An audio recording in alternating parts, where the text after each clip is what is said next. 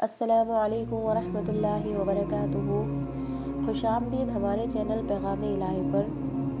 دیکھیے ہم سورہ بقرہ کا ترجمہ اور اس کی تفسیر کر رہے ہیں۔ آج ہماری سورہ بقرہ کی آیت نمبر 142 ہے اور اسی سے ہمارا دوسرا پارہ بھی شروع ہو رہا ہے۔ شروع کرتے ہیں۔ اعوذ باللہ من الشیطان الرجیم، بسم اللہ الرحمن الرحیم۔ رب اشرح لی صدری ویسر لی امری واحلل عقدۃ من لسانی یفقہوا قولی ربی زدنی علما ربی زدنی علما ربی زدنی علما۔ سیقول السفہاء من الناس ما ولاہم عن قبلتہم التی کانوا علیہا۔ اب کہیں گے بے وقوف لوگ کہ کس چیز نے پھیر دیا مسلمانوں کو ان کے قبلے سے جس پر وہ تھے۔ قل للہ المشرق والمغرب، آپ کہہ دیجئے اللہ ہی کا ہے مشرق اور مغرب۔ یہدی من یشاء الی صراط مستقیم، چلائے جس کو چاہے سیدھی راہ۔ قبلے کے لفظی معنی سمت توجہ کے ہیں، یعنی جس طرف رخ کیا جائے۔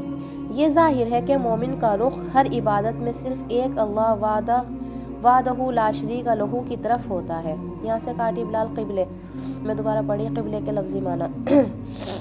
دیکھیے قبلے کے لفظی معنی سمت توجہ یعنی جس طرف رخ کیا جائے اس کے ہیں۔ یہ ظاہر ہے کہ مومن کا رخ ہر عبادت میں صرف ایک اللہ وحدہ لا شریک لہ کی طرف ہوتا ہے اور اس کی ذات پاک مشرق اور مغرب اور شمال و جنوب کی قیدوں اور رسموں سے بالا تر ہے۔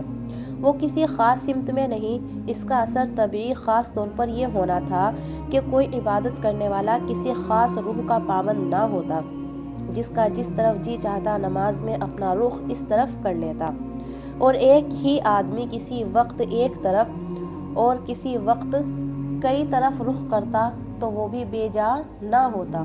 دیکھیے اگرچہ اللہ جل شان کی ذات پاک ہر سمت و جہت سے بالا تر ہے، اس کے لیے شیش جہت یکساں ہے، لیکن نماز میں اجتماعی صورت اور وحدت پیدا کرنے کے لیے تمام دنیا کے انسانوں کا رخ کسی ایک ہی جہت و سمت کی طرف ہونا ایک بہترین اور آسان اور بے قیمتی وحدت کا ذریعہ ہے، جس پر سارے مشرق و مغرب اور جنوب و شمال کے انسان آسانی سے جمع ہو سکتے ہیں۔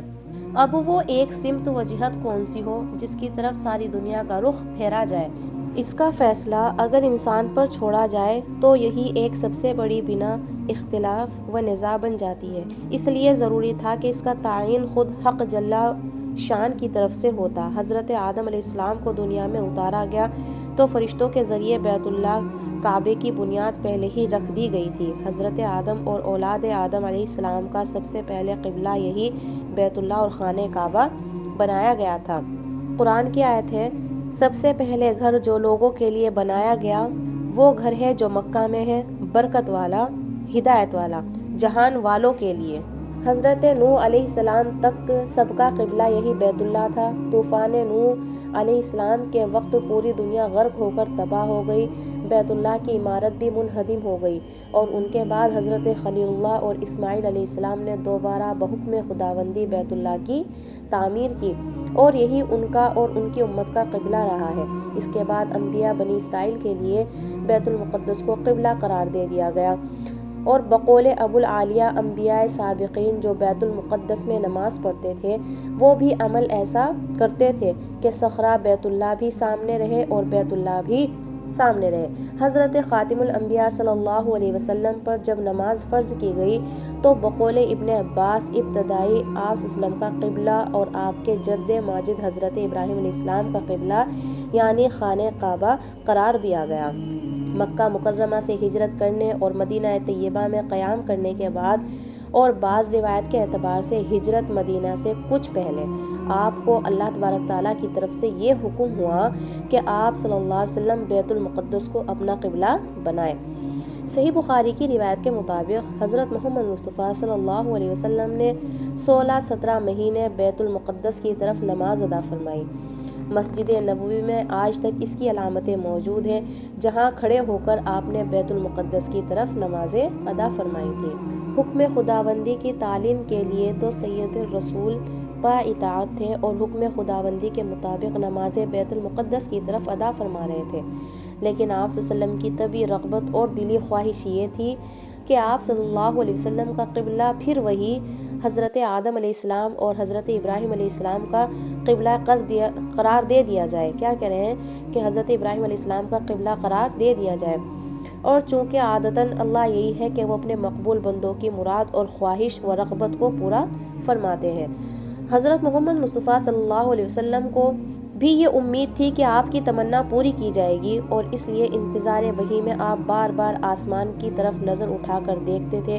اسی کا بیان قرآن کی اس آیت میں ہے، قَدْ نَرَى تَقَلُّبَ وَجْهِكَ فِي السَّمَاءِ فَلَنُوَلِّيَنَّكَ قِبْلَةً تَرْضَاهَا فَوَلِّ وَجْهَكَ شَطْرَ الْمَسْجِدِ الْحَرَامِ، کہ ہم دیکھ رہے ہیں آپ کا بار بار آسمان کی طرف نظر اٹھانا، سو ہم آپ کا قبلہ وہی بدل دیں گے جو آپ کو پسند ہے، اس لیے آئندہ آپ نماز میں اپنا رخ مسجد حرم کی طرف کیا کریں۔ اس آیت میں رسول اکرم صلی اللہ علیہ وسلم کی تمنا کا اظہار فرما کر اس کو پورا کرنے کا حکم دے دیا گیا کہ آئندہ آپ مسجد حرم کی طرف رخ کیا کریں۔ بہرحال ہجرت مدینہ سے 16-17 مہینے بعد پھر آپ کا اور مسلمانوں کا قبلہ بیت اللہ بنایا گیا۔ اس پر یہودی اور بعض مشرکین و منافقین حضرت صلی اللہ علیہ وسلم اور صحابہ کرام پر یہ اعتراض کرنے لگے کہ ان کے دین کا بھی کوئی ٹھکانہ نہیں، ان کا قبلہ بھی روز روز بدلتا رہتا ہے۔ قرآن کریم نے ان کا یہ اعتراض آیت مذکورہ میں نقل فرمایا، مگر ساتھ ہی عنوان یہ رہا کہ بے وقوف لوگ یہ اعراض کرتے ہیں، اور ان کی بے وقوفی اس جواب سے واضح ہو گئی جو اس کے بعد ذکر فرمایا گیا۔ اللہ کا ارشاد ہے، قُلْ لِلَّهِ الْمَشْرِقُ وَالْمَغْرِبُ يَهْدِي مَن يَشَاءُ إِلَىٰ صِرَاطٍ مُّسْتَقِيمٍ، یعنی آپ فرما دیجئے کہ اللہ ہی کے ہیں مشرق اور مغرب، وہ جس کو چاہتا ہے سیدھی راہ چلاتا ہے۔ اس میں استقبال قبلے کی حقیقت کو واضح فرما دیا کہ کعبہ اور بیت المقدس کی کوئی خصوصیات بجز اس کے نہیں کہ حکم ربانی نے ان کو کوئی امتیاز دے کر قبلہ بنا دیا۔ وہ اگر چاہے تو ان دونوں کے علاوہ کسی تیسری چوتھی چیز کو بھی قبلہ بنا سکتے ہیں، مگر جس کو قبلہ بنا دیا گیا اس کی طرف رخ کرنے میں جو کچھ فضیلت اور ثواب ہے، اس کی روح حکم حق جل شان کی اطاعت کے سوا کچھ نہیں، جو بانی کعبہ حضرت ابراہیم علیہ السلام کی ملت کا بنیادی اصول ہے۔ اور اسی لیے دوسری آیت میں اور زیادہ واضح فرمایا، لَيْسَ الْبِرَّ أَن تُوَلُّوا وُجُوهَكُمْ قِبَلَ الْمَشْرِقِ وَالْمَغْرِبِ وَلَكِنَّ الْبِرَّ مَنْ آمَنَ بِاللَّهِ، اس میں ذاتی کوئی نیکی اور ثواب نہیں کہ تم مشرق کی طرف رخ کر دو یا مغرب کی طرف، لیکن نیکی اللہ پر ایمان لانے اور اس کی اطاعت کرنے میں ہے۔ اور ایک آیت میں فرمایا، اَيْنَمَا تُوَلُّوا فَثَمَّ وَجْهُ اللَّهِ، یعنی تم اللہ کے فرمان کے مطابق جس طرف بھی رخ کرو اللہ تبارک تعالیٰ اسی طرف پاؤ گے۔ کیا کہہ رہے ہیں کہ جس طرف بھی رخ کرو اللہ تبارک تعالیٰ کو اسی طرف پاؤ گے۔ ان آیات میں قبلہ اور استقبال قبلہ کی حقیقت کو بھی واضح فرما دیا کہ اس میں ان مقامات کی کوئی ذاتی خصوصیات نہیں، بلکہ ان میں فضیلت پیدا ہونے کا سبب یہی ہے کہ ان کو حق تعالیٰ نے قبلہ بنانے کے لیے اختیار فرما لیا، اور اسی کی طرف رخ کرنے میں ثواب کی وجہ بھی صرف یہی ہے کہ حکم ربانی کی اطاعت ہے۔ اور شاید حضور اکرم صلی اللہ علیہ وسلم کے لیے قبلے میں تغیر و تبدیلی فرمانے کی یہ بھی حکمت ہو کہ عملی طور سے لوگوں پر یہ واضح ہو جائے کہ قبلہ کوئی بت نہیں جس کی پرستش کی جائے، بلکہ اصلی چیز حکم خداوندی ہے۔ وہ بیت المقدس کی طرف رخ کرنے کا آ گیا تو اس کی تعمیل کی، پھر جب کعبے کی طرف رخ کرنے کا حکم مل گیا تو اسی کی طرف رخ کرنا عبادت ہو گیا۔ اس کے بعد والی آیت میں خود قرآن کریم نے بھی اس حکمت کی طرف اشارہ کیا ہے کہ جس میں فرمایا، یعنی جس قبلے پر آپ پہلے رہ چکے ہیں اس کو قبلہ بنانا تو محض اس بات کو ظاہر کرنے کے لیے تھا کہ کون رسول اکرم صلی اللہ علیہ وسلم کی اتباع کرتا ہے اور کون پیچھے ہٹ جاتا ہے۔ اس حقیقت قبلے کے بیان سے ان بے وقوف مخالفین کا بھی پورا جواب ہو گیا جو قبلے کے بارے میں تغیر و تحویل کو اصول اسلام کے منافی سمجھتے ہیں اور مسلمانوں کو طعنہ دیتے ہیں۔ آخر میں ارشاد فرماتے ہیں، یہدی من یشاء الی صراط مستقیم، اس میں بتلایا گیا ہے کہ سیدھی راہ یہی ہے کہ انسان حکم حق جل شان کے لیے کمر بستہ منتظر رہے، جو حکم مل جائے اس پر بے چوں و چرا عمل کرے، اور یہ سیدھی راہ اللہ تبارک تعالیٰ کے فضل سے مسلمانوں کو حاصل ہوئی۔ مسند احمد کی ایک حدیث میں حضرت عائشہ رضی اللہ تعالی عنہما سے منقول ہے کہ رسول اکرم صلی اللہ علیہ وسلم نے فرمایا کہ اہل کتاب کو مسلمانوں کے ساتھ سب سے بڑا حسد 3 چیزوں پر ہے۔ ایک یہ کہ ہفتے میں ایک دن عبادت کے لیے مخصوص کرنے کا حکم ساری امتوں کو ملا تھا۔ یہودیوں نے شنبہ و سنیچر کا دن مقرر کر لیا اور نصارہ نے اتوار کا، اور حقیقت میں عند اللہ وہ جمعہ کا روز تھا جو مسلمانوں کے انتخاب میں آیا۔